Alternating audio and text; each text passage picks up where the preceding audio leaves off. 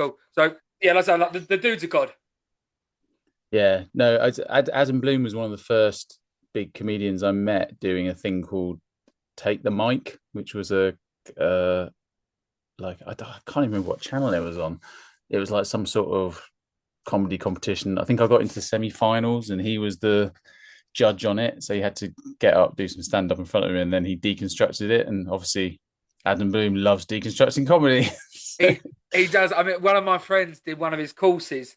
I think there was five of them on the course, and they got to ask one question each, and it lasted about 8 hours. yeah. That's how far down the rabbit hole he goes.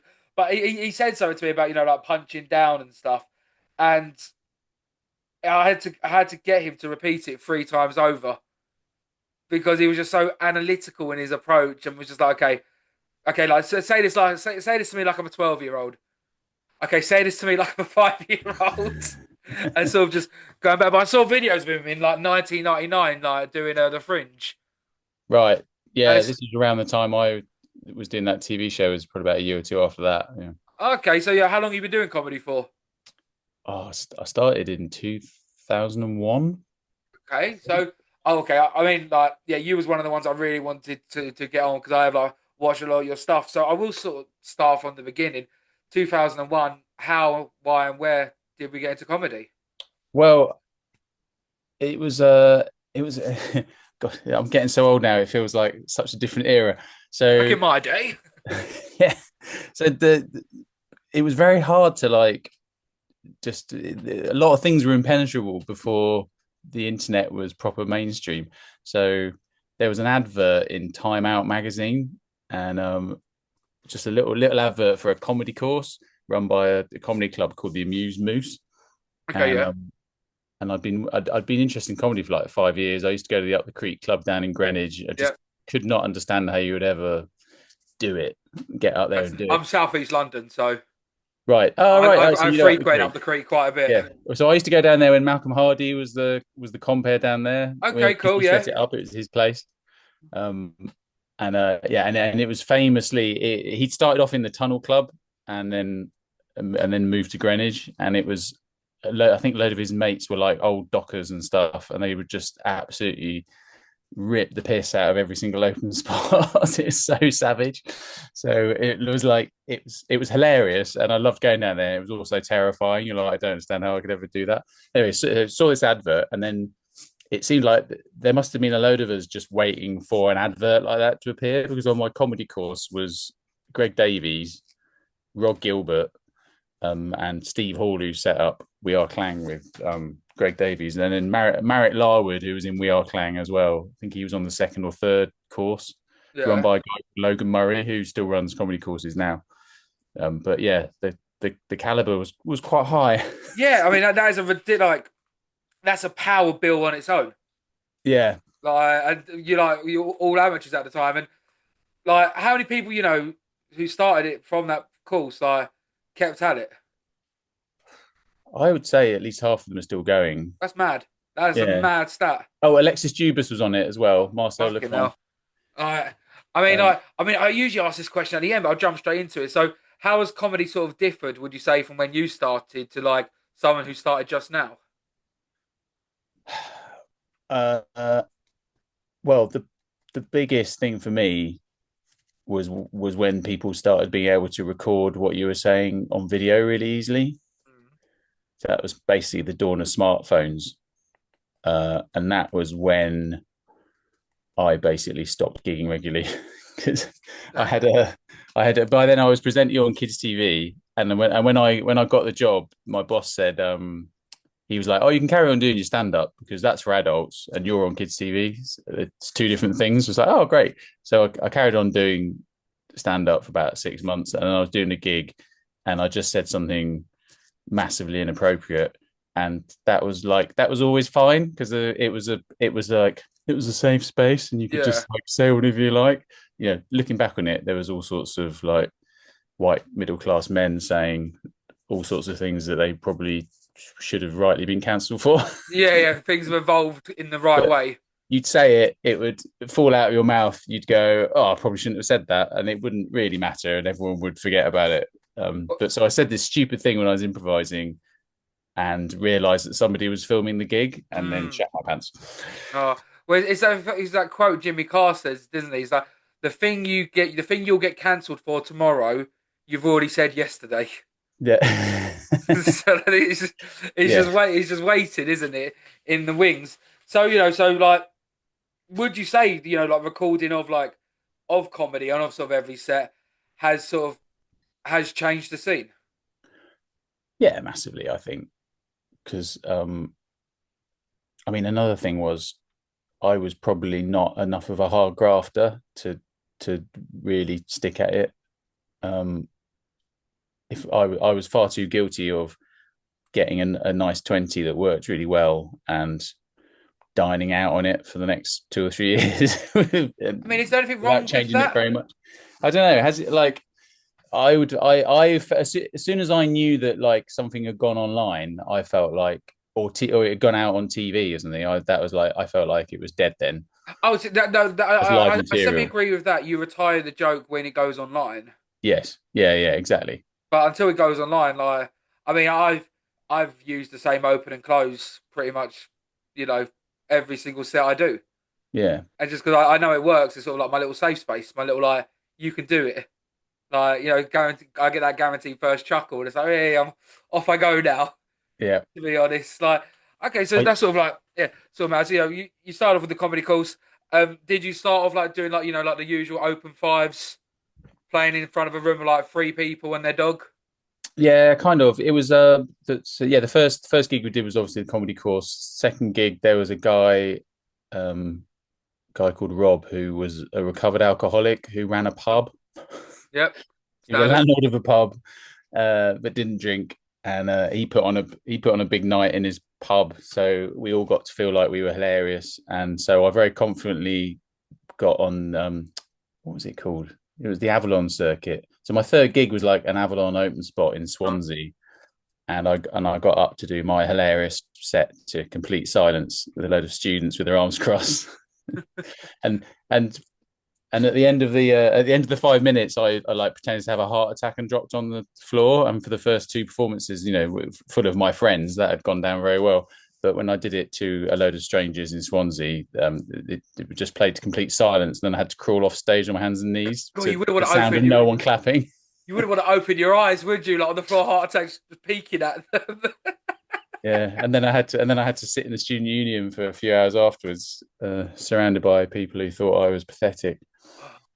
I So mean, it was good baptisms of fire. That but the first question: if you could go back, would you change it, or are they the sort of things that no, you've got your battle scars? oh, definitely, yeah. And the older I get, I realise it was also such an important part of like my personal development as well. Hmm. Just hitting absolute rock bottom in situations like that made me a much more confident person in other ways. Yeah. Oh, 100%. I always think like I was having like people like I used to do cold calling like when I was 18, 19. So getting told to Oh, F off 98% of yeah, the time. I owned a pub up till 3 months ago. I owned it for 5 years. I hosted karaoke every Friday night, and I can't sing. So the stage was sort of like no problem yeah. to me because yeah, like and then you're in shows and yeah, bombing is it is sort of part of it. And to be honest, I do prefer to hear about the bad stories. It's part of it. Apart from one comic I worked with, which is we'd just done a gig and we were all talking about our times we died on our asses, and Greg Davies was on the bill, and there was just like a silence as we all turned to him, and he was like, "Oh, sorry, I don't mean to seem like a wanker, but I've never actually died." And I've never seen him die. Like he's always brought the house down from He's, his first gig onwards. oh, do you know what? I'm now gonna have to do a bit of market research on that. I'm gonna have to watch some Greg Davis opening. And I've then never also seen him back then, die. if you had a shit gig, it wasn't recorded. No, So yeah, like there is no longer that digital footprint. I I mean, had a would you? digi- I had a dictaphone. I used to record my own and then listen back to them. So Okay. I've got plenty of little cassette tapes of me dying horrendously to seven people in a room above a pub in Soho. But yeah, nobody And else will hear them. and yeah, so like from back in 2001, what sort of like I know there's gonna be a lot of them. What sort of like core skills would you say you've notably enhanced on the stage? Uh, So I'll give you an example then. I used to always pretty much wank off the microphone, like the mic stand when I was talking. Subconsciously, I'd just be like that oh, up and down on the mic. oh, Like subconscious 10 things that you minutes. do. Right. Yeah, I don't know. Yeah, I mean, we all fiddled with the mic too much because it had a lead as well, didn't it? Do people still have Yeah, those no. now? To be fair, they've still got them. One of my mates runs a gig in Essex, and I've said to him like, look, you can borrow my speakers. You can because I know you borrow my system. I have 4 wireless microphones. Even like when I'm gigging, please just let me use that because yeah. Or I mean that might still be very like amateur level, but like it takes about half an hour to get the microphone off the stand. Yeah. Like they dropped out. There's still like them really small mechanics. Yeah, yeah. We used to worry about that a lot. When you first started, you would always be worried about the bottom of the lead dropping out, so you would wrap the cord around your hand. Yes. So you see, there's probably still comics that do that. Well, the one I always get nervous with as soon as I go on stage is the compare a fist bump or a handshaker. Oh, I mean, I always mess that up. Yeah, Yeah, yeah, yeah. standard. So it's almost like I walk onto stage like prepared, like like Black Lives Matter, like I'm coming in for the fist bump. Yeah. Give him a hug. Give him a hug. Anyway, you love it. I mean, like how much comparing have you done? Well, the comparing is all I do now, actually. Nice. How So I that? co- so I Gone? compare the only gigs I do really these days. I compare festivals. Okay. Because it's like it's a nice gig, pays quite well. We get to go to a festival for free. Mm, I take my kids; they think I'm really cool because I'm at a festival. Um, and yeah, you can go on. Everyone's pissed, and you just talk bollocks. And I got quite good at just talking bollocks for a long time. So I had to. I got a gig early on, which was brilliant, which was comparing a stage in Glastonbury, nice. and it was like I think the first time I did it was 2004, Okay. and it was pretty haphazard. And sometimes an act would like get stuck on the motorway, and they liked it to look like there was something going on the stage. So the longest I did on that stage was an hour. What and to compare, just like God, To like do you quite a get? big field, and there was two people left by the end because there was quite a lot of people there. They were like, "Oh no, we want to hold these people, so just keep talking." And then Yeah. obviously everyone started to drift away, and then yeah, by the end, I was just about to bring on the act, and I was like, "I just want to find out why you're still here." And I went down into the field to talk to them, and they were like, "Oh, we're on mushrooms. We can't move." I love that. I mean, that must be quite like because I guess if they're like, okay, look, you're gonna be on stage for 30 minutes, you prepare for 30 minutes. If you're gonna be on stage for 20 minutes, if they said to you, right, you're gonna be on stage for an hour, you can prepare for an hour. But uh, the uncertainty of how long am I gonna be on here, yeah. like, it's gonna keep on keeping. Like, was there a moment where you were like, right, he's got 5 more minutes? Well, he was good. No, well, I was getting updates all the time about how Oh, they were okay, yeah, getting on cool. the motorway. So Okay, I was and able how to would you keep say the like comparing festivals is to like comparing clubs? uh yeah, well, it's a funny one because it like a gig that I would avoid at all costs was a free gig. Like free comedy in a pub was always a horrible experience, and I tried to avoid it as much as possible. But essentially, that is a festival. It's the same kind of thing, but for some reason, it's completely different, and I've not entirely worked out why. Because people are drunk and they haven't really paid to see you because they bought a festival ticket. They're not particularly invested in what you've got to say, but they're just generally just really great crowds, and you can Hmm. just mess around a lot, and they're a lot more forgiving. Okay, I don't know. Would it, anything's like outdoor space Yeah, or something about not being in a room. Yeah. yeah, yeah, I don't know the difference. I mean, but you might like. Would you sort of say it gets easier as you progress? Oh, definitely. But also as just like I was jealous because I started when I was 23, and I was I'm quite doing the maths now. jealous. I was quite jealous of like Greg and Rod and people like that because they were 10 years older than me, and they just had a bit more life experience and more Hmm. stuff to talk about, and I didn't really have a lot of stuff to talk about. Hmm. Well, it's weird. I remember someone saying to me that comedians they either make it in their 20s or their 40s. Yeah. Because Yeah, that would 20s make they can be sense. young and like cheeky chappy, or 40s they can start doing it from a point of wisdom. Yeah, and they've either got like I think the reason I did all right at the start was I was very energetic, which you Okay. don't have in your 40s. So I used to get told I had like schoolboy humor, and I was very high energy. Okay. I mean, like, but I'm looking back to like like when you started out, like the Bills and stuff. I always felt like there was a lot more characters. I feel like they Yeah, seem to have died out a little bit, like yeah, wacky comedy or silly comedy. I yeah. feel like No, I think that's a well. One thing that was bad was there was hardly any women on.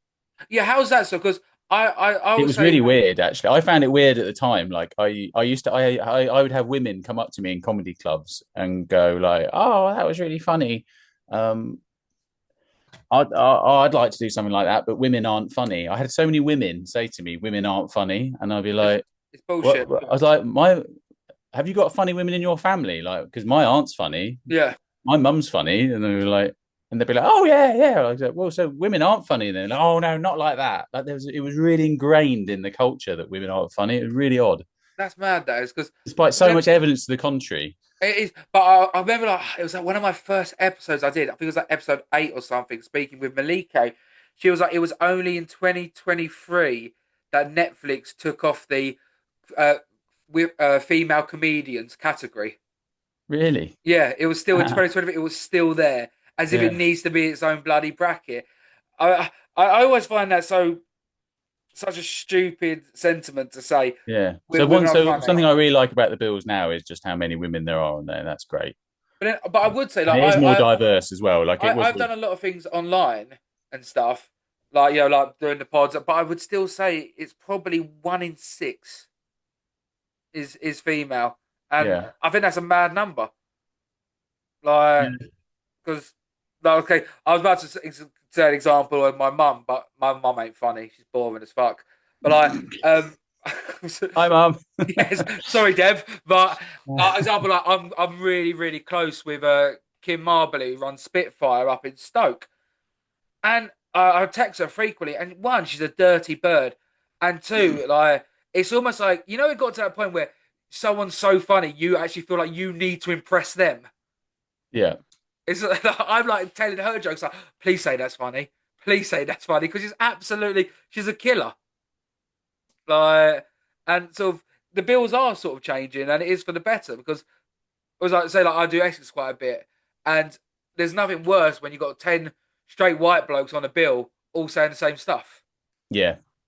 You need sort of like a bit more context. I know. No, and there was a tendency for that definitely on the Bills when I was starting out. But yeah, but there were still some of those old like cabaret acts knocking around. Um, Chris Lynham, was that his name? The guy who he used to like his act was like to melt a piece of ice with a hairdryer. Brilliant. Yeah, and he would stick a firework up his bum and take all his clothes off and play No Business Like Show Business. I mean, yeah, fair enough.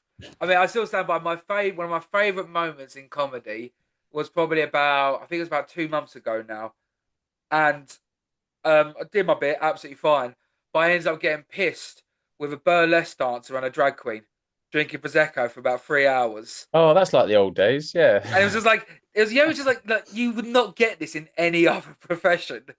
Like, what did you do? Oh, I just did a 20-minute set and got pissed with a stripper and a drag queen. And like, do you enjoy comedy of like the whole package as you sort of seasoned on a bit?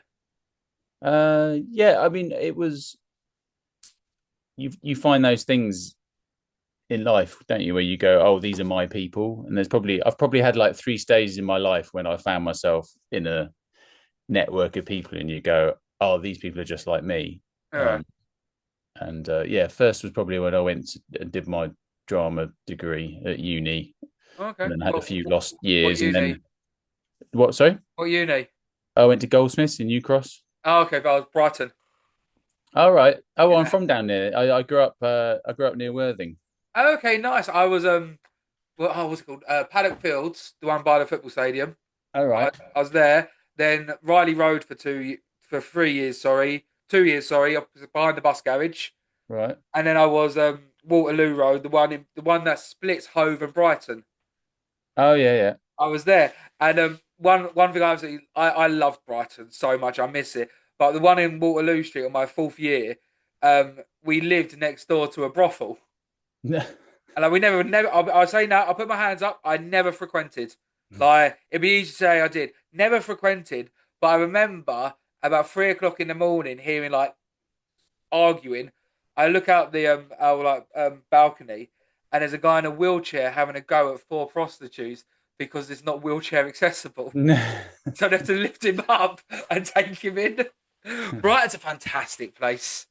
I mean, like, do you ever go back? I always thought I was going to live there and then end up in London. Mm. But do you mostly just do London now then, or do you still tour? No, not really. Well, so basically, yeah, I was gigging up until I started working for the BBC, Mm. and then it got a lot more sporadic. But I carried on doing the comedy for kids Yeah, comedy club, so I would do a lot of gigs of that yeah. because that seems sort of time with the kids stuff I was doing. Okay. But And there was another comic, Ian Sterling. mm, He didn't have any qualms about carrying on doing the adult stuff, but also by then, like I said, I was doing 5 days a week presenting kids TV and writing it as well. mm. And I had a girlfriend, and I was planning on having a baby. I was like being out 3 or 4 nights a week. I was like, oh, I can't be asked. I'm too lazy. It is a different lifestyle. I mean, did you have to sort of change up your whole writing process when writing jokes for kids? No, no, not really. No, I've just got I'm one of those annoying people who has to write on the job. So I would. Okay, It comes from being on stage messing around, and okay. I would always. It wouldn't be until I was actually going to the gig on the train that I would thinking like, oh God, what am I going to say at that new material night or whatever. Then I'd start writing, and because I was an absolutely terrible procrastinator. Yeah, So well, I did all my writing on the way to the gig, that's mad. I could on not do that. stage, I'd and have on a the way panic back. attack. Yeah, no, there was something about it. That it was the adrenaline that gave me that extra push to finally come up with and it probably stuff had probably been percolating in my head, and I always had a notebook on me, and I would, if I was walking down the street, I mean, now you do it on your phone, but I'd get my rucksack out and like just write down a funny thought I'd just have, but it wouldn't necessarily, it wouldn't be a piece of material or something. It would just be like an idea which you would then craft on stage, and it was a really annoying, laborious way of doing it. I mean, that to I used to me sit there at sounds desk that sounds wishing I could be one crazy. of those people who wrote stuff. I can go on my Word document right now. I think I've got about 78 pages of material written out as a script. Right. Like Because whenever I've what you tried to do do would that, it's freak not me out. funny. But then, Yeah. I've tried to do that. I've got pages and pages. I've tried to do stream of conscious writing and all that sort of stuff. I've just never come out with anything decent. And all the stuff that seemed to get laughs was always the stuff I come up with in the moment, or you do something that's sort of funny, and then on the way home I'd be like, oh, actually, if I'd done this, that would have been even funnier. okay, and then would you do that next time? Yeah. I mean, once again, to me, the beautiful thing about comedy is that everybody does it differently. Yeah. I would have a panic attack thinking like, Oh, it was what am I going to horrible. say? Yeah, no, it's not. It's I remember someone on my course after we'd done a few gigs was saying to me like, I can't carry on doing this. My central nervous system's shot to pieces. I couldn't. That'd be so. Like, when it comes to sort of like, I know you said you don't write for kids. Is there are there like any like easy topics you can always go to? What, with kids? Yeah, Oh, like chocolate bars, farting. bears, Yeah, farting. Yeah, fart jokes. Just silly noises. yeah, silly noises. Quite, a lot of the sort of stuff that in adult comedy you would consider generic. I used to find would work quite well. Cats and dogs. Um, Talking about babies and things that have a frame of reference to, and then just like being naughty. Have you ever been heckled by a kid? Oh yeah, loads. What do they say? Like, I imagine they're Can't not remember now. shouting out "you shit" or like your mum. Like, what are they like? How does a kid heckle? I mean, they normally just shout out something really random, don't they? Is the way they normally. Have you ever done it? What kids comedy? Yeah, No, I haven't. I've spoke to Belil Savar who does it. I highly recommend it. It is. I'd be more worried that I would slip up and not do it. I'm not worried that I wouldn't do it I'm not worried I wouldn't do it. I would do it a disservice. I'm worried that I'd slip up, like I'd stump my toe on stage and like swear. Yeah, but I always say to people, you got a filter. It's not. you don't go because people when I worked in presenting kids TV live, people would be like, "Oh God, what if you swear?" It's like, yeah, but you don't go around your grand's house and go, "Oh, all right, gran, you asshole." Like you She does don't. that to me, you know. Oh yeah, No, no, no. Do you know what? Whilst I'm saying that, I am being a hypocrite because my niece is she's 3 years old now. She's a good age. She's a good like beating up age now. Do you know what I mean? Like like you can like like throw her over your shoulder a little bit. You can like pat a cake her on the face and like like like now I Eric can Morecambe. it's that nice age now and yeah I've never sworn around her. I've always been silly around her Yeah, like silly exactly. Uncle Dan. Yeah, yeah. And but The one problem with doing too much kids comedy though was that in my comparing, I'd sometimes just be doing too much stuff for kids, mm, because by then I had like 40 minutes of material for kids. So the easy thing to do was just slip into that. And then you realize that actually there's only one child in the audience and like 100 adults, and you're talking about bums or something. I've heard that kids comedy it's a bit of an easier gateway. Would you say that's correct or Into what? like it's easy? There's less comedians in it, so it's easier to sort of like progress. Yeah, yeah, yeah, yeah, yeah. But Mm, then, less money to be made and less gigs to do. So yeah, 100%. So yeah, if you as I say, if you started comedy right now, would you have sort of done it the same? How you did? Like, would you have gone down the same path? I don't Of know because I have a real aversion to working for free. I don't like it. And so I'm not suited to this age we live in now where you have to make loads and loads and loads of content and then eventually you might monetize it. mm, Just couldn't tolerate that at all. So like when I started out, you could do after about 3 months of open spots, you get your first paid 10, even if you were rubbish. mm, And if you chipped away at it just through pure belligerence, you could have a paid 20 by the end of the year. mm. So if you were willing to be out like 4 or 5 nights a week, I Yeah. managed to convince myself that I was a professional stand-up comedian 2 years into doing comedy, and I Love quit my it. job. And I'm unfortunately not very good at maths, and so I was like basically homeless after 3 months. But I mean, like I And said, had to get another job in an office. I've spoke to some comedians. They've done like they've. I know I speak to one in particular. He's just done his second 100 gig in 3 years, and he's never had a paid work. And That's like yeah, I wouldn't do like that. by mis like, what's your thoughts on bringer spots being from London? Uh, what we have to bring your friends? Yes, to get on stage. Yeah, I mean that seems mad to me. I would never have done that. Yeah, I'm an advocate against them. I speak out against them as much as I can. Yeah, I did when I started. I did a bit of research the other day. There's 142 comedy clubs in London. 142 nights and that probably growing. So I did this research about 3 months ago, and I think only 44 of them weren't bringers for really. non-professional spots. Yeah, I mean, I don't. Yeah, see, back in my day, yeah, you wouldn't consider that a proper comedy club. yeah. And but do you think like there are a lot more comedians on the circuits now than what there used to be? Oh, absolutely, yeah, yeah. That, and I mean, I saw it shoot up like because Chortle had been around for I don't know a couple of years or something when I started, um, and even that was starting to have an effect because people were going on there, going on forums, Yeah. learning more about it all, plucking up the confidence that way. Mm. And then obviously now you've got YouTube and you can just be analyzing comedy all day. Like Oh, there you was got your also this weird podcasters. thing. Yeah, well, there was a really weird thing when I started out that it was kind of accepted wisdom in TV circles that stand up didn't work on TV. Yes, but Um, did the Apollo? What was the first one on TV? Was it Apollo? I think it probably was, yeah. Yeah, and But uh, I mean they challenged that statement a well, little yes, bit. and the weird thing was you'd had stand up on TV before and it had been fine, Hmm. but yeah, there was no like show that showcased professional stand-up comics. There was that thing I was on that was like a competition, Yeah. talent competition.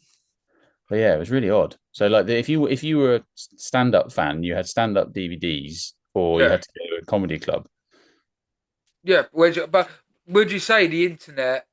Well, I don't think it's been the death of comedy clubs because I think comedy clubs. I think it hindered Fringe quite a bit because I think like agents won't go to Fringe anymore if they can see everything online. Yeah. I do think the internet, social media is taken away from TV. YouTube, like YouTube, Netflix, all that, they are taken away. TikTok, they are taken away from the TV panels, the TV shows. Yeah, I mean, the big thing it's done is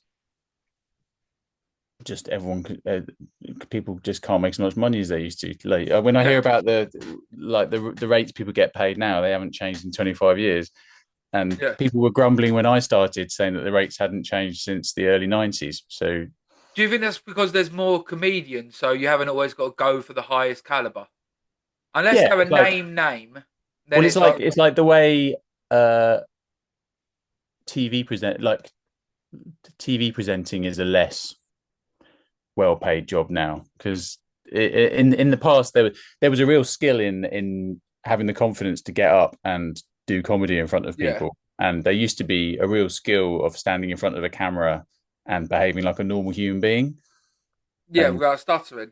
yeah, whereas now we got cameras everywhere, so people are used to being on camera constantly, so you can find pretty much anyone to go and stand in front of a camera and present something.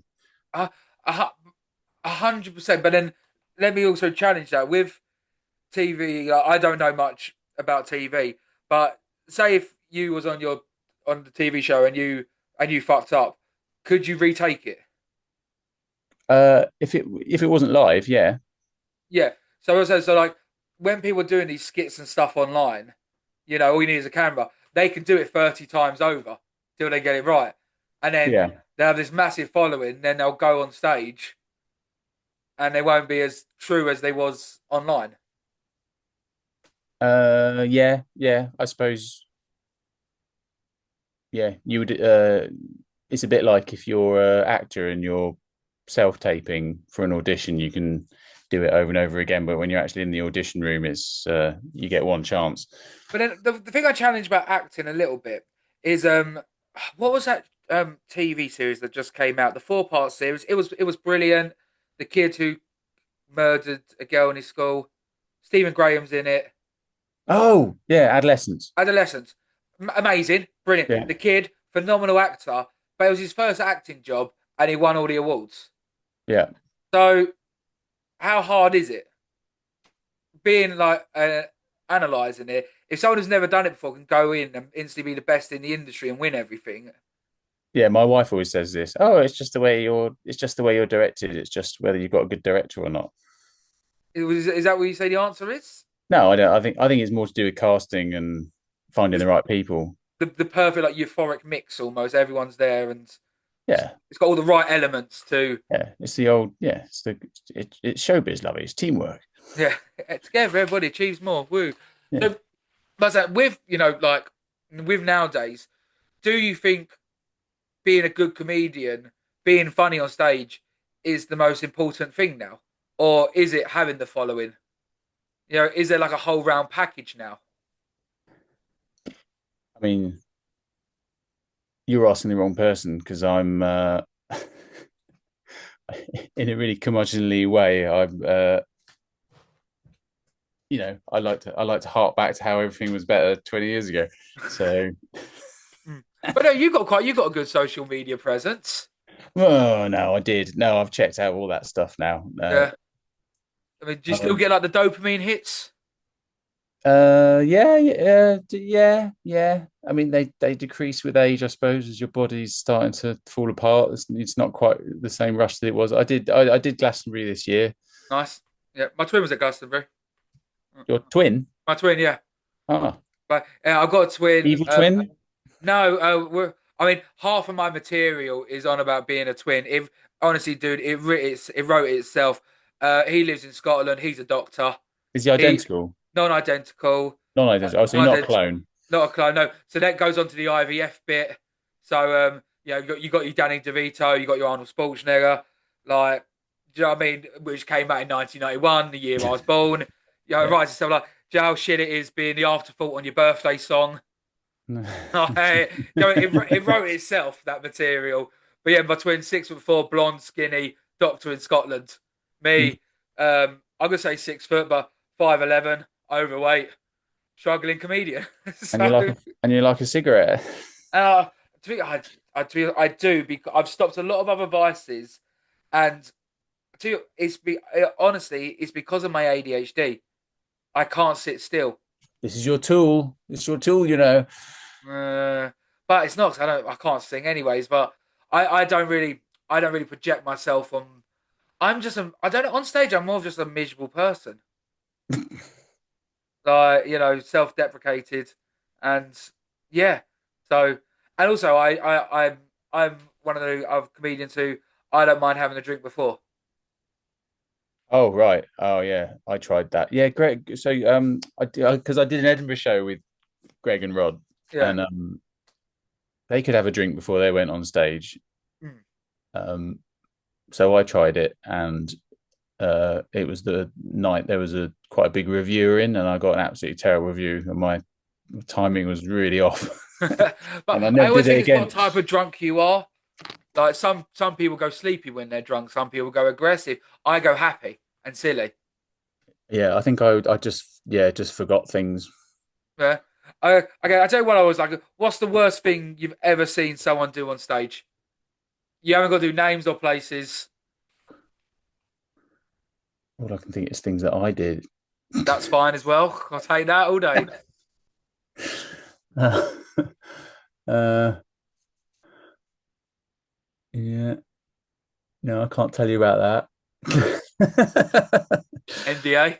Can't tell you about that either. There was I once had the really bad idea of that there was somebody in my Edinburgh show who was what's the word? He was able to fart at will. That's impressive of you. Oh, It's called peripateic or something like that.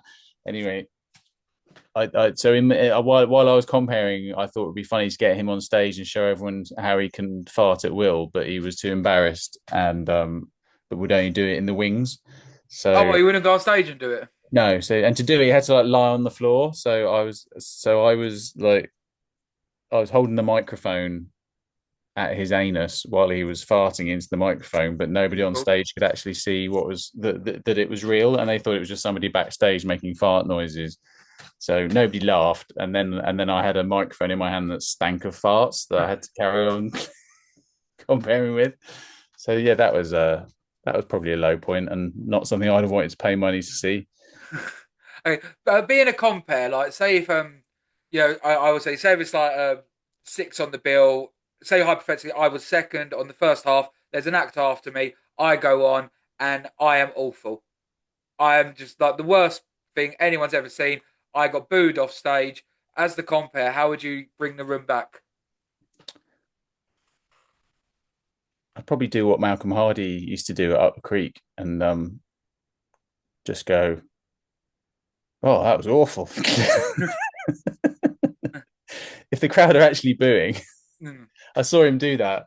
He brought on this. He's just about to bring this open spot on, and he went, "Oh, and it's a fantastic out for you now. He's all the way from Wales." And he came on, and one of the hecklers just started making sheep noises because he was from Wales, and he Brilliant. did it all the way through his act, and it really threw him. Mm. And then Malcolm Hardy came back on stage, and someone in the audience just went, "That was terrible, Malcolm." And he just went, "Yeah, yeah, it was rubbish, wasn't he?" I had one the other day because I asked people that every single podcast, and one of them was it was I think it was only about 2 weeks ago. A lad in Manchester, an American guy came on and he tried to get them all to chant USA as his opening bit. And you go do that to a bunch of Northerners to get them to chant USA, you ain't coming back from that. Like that is a lost room from the beginning, isn't Oh, it? that's a terrible thing to do to somebody. That's an awful intro. But I've seen a lot of them. Like my first ever gig was Comedy Store's Gong Show.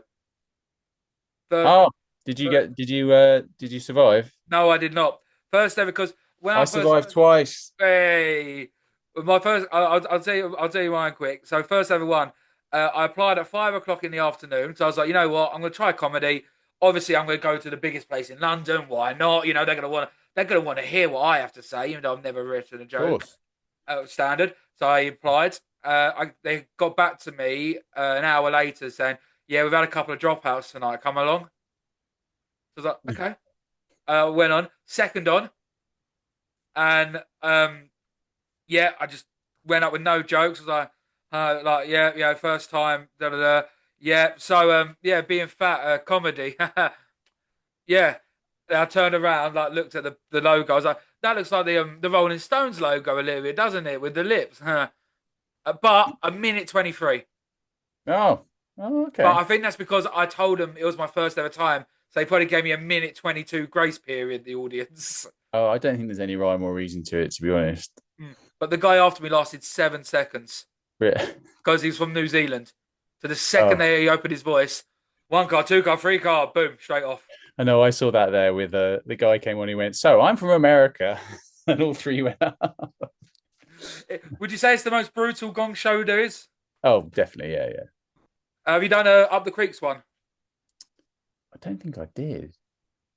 No, I know I got booked there as a pro, as like a as a 20. I never did the open spots there. I think because I was so scared of what I'd witnessed there as a student.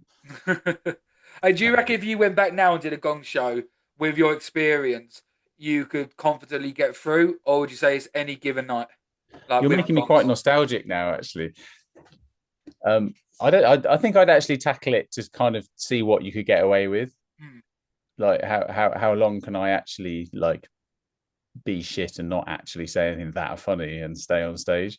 I think that's actually what I do it more for. Hmm.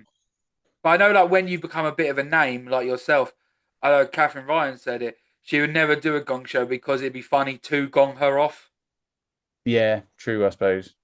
The I second don't they know. know I think you, I'm a pretty low level of notoriety though. It's a small segment of the population who remember watching me when they came home from school.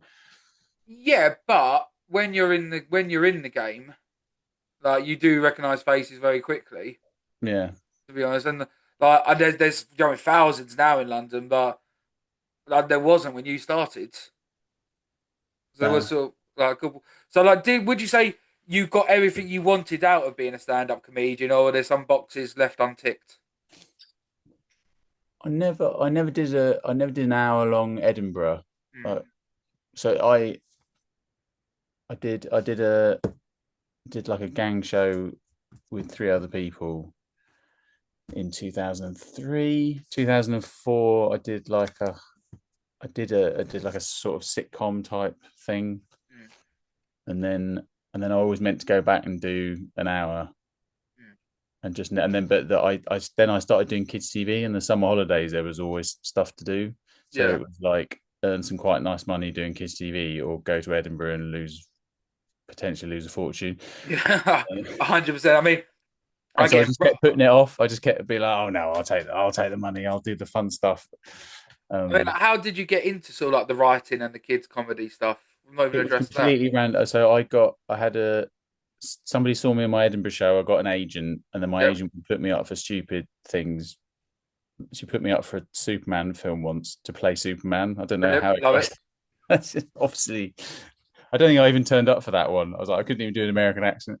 And then so I got a call from her one day saying, "Oh, I've got you an audition to be a Nickelodeon presenter." And at that time, I was doing like really filthy adult comedy. I was like, why on earth would I do that?